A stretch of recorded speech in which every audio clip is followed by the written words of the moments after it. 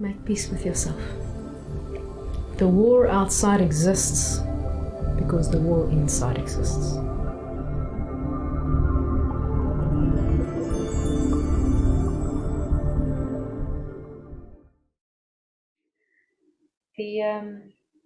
The vibration of the sound is one of the most powerful ways to release blockages and tension in the body.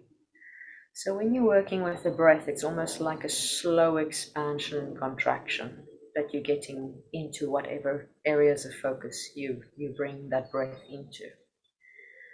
But if you can imagine having a knot or a blockage or something that's trapped, what sound does is it has a very fast vibration. So it does this, and it allows that blockage to kind of shift to either very quickly expand and contract, or to be pushed through in a channel. So you're doing kind of this internally. So sound has a different function to breathing, but it can assist in the breathing as well. And also the breathing can assist in the sound. So they kind of work hand in hand.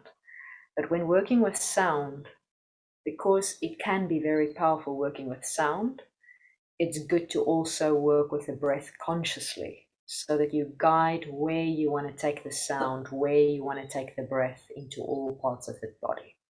So you get the full benefit of it. And the more you obviously focus on the breath, the more easy it will also be for you to work with the sound and guiding the sound through the body. So you feel that vibration in a specific part of the body. So in time, you may, for instance, have a pain in your right leg, and you can specifically send the vibration into your right leg and just releasing the tension and the pain and the traumas and the blockages in the way of basically vibrating that space and getting things to move through.